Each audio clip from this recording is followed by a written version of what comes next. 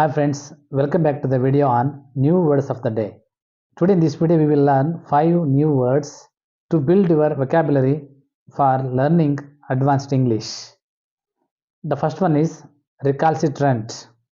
Recalcitrant means having an obstinately uncooperative attitude towards authority or discipline.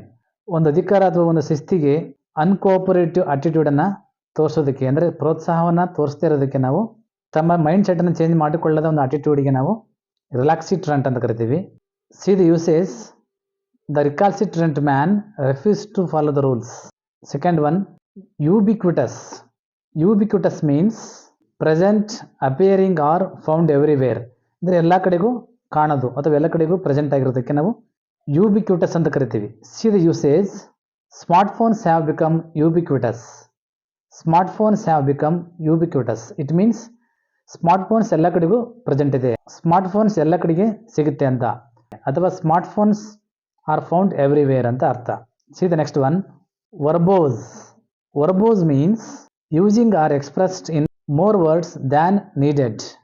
ಅಂದರೆ ಬೇಕಾಗಿರುವ ಪದಗಳಿಗಿಂತ ಹೆಚ್ಚು ಪದಗಳನ್ನು ಬಳಸಿ ಮಾತನಾಡೋದಕ್ಕೆ ನಾವು ವರ್ಬೋಸ್ ಅಂತ ಕರಿತೀವಿ. See the usage the verbose speaker took an hour to say what could have been said in 10 minutes. ಅಂದರೆ 10 minutes ಅಲ್ಲಿ ಹೇಳಿದನ್ನ ಒಬ್ಬ ವರ್ಬೋಸ್ ಪರ್ಸನ್ನು 1 hourನ ತಗೊಂಡು ಮಾತಾಡಿದ ಅಂತ ಅರ್ಥ. 10 minutes ಅಲ್ಲಿ ಹೇಳ್ಬೇಕಾಗಿರೋದನ್ನ 1 ಗಂಟೆ ಕಾಲ ಹೇಳಿದ ಅಂತ ಅರ್ಥ.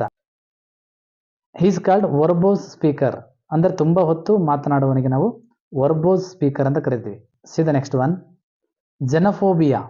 ಜೆನಫೋಬಿಯಾ means dislike of or prejudice against people from other countries. It means ಬೇರೆ ಕಂಟ್ರಿಯ ಜನಗಳ ಬಗ್ಗೆ ಡಿಸ್ಲೈಕ್ ಅಥವಾ ಒಂದು ಪೂರ್ವಗ್ರಹವನ್ನು ಹೊಂದಿರುವುದಕ್ಕೆ ಜೆನಫೋಬಿಯಾ ಅಂತ ಕರಿತೀವಿ.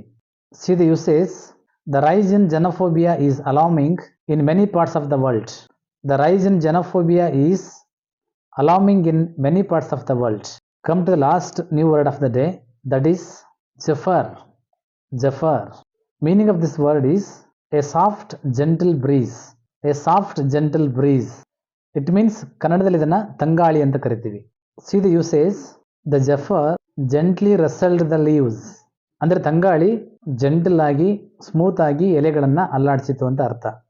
Friends, these are the 5 new words which we have to know to build our strong vocabulary. In turns, it will help to enhance your advanced English. Thank you for watching.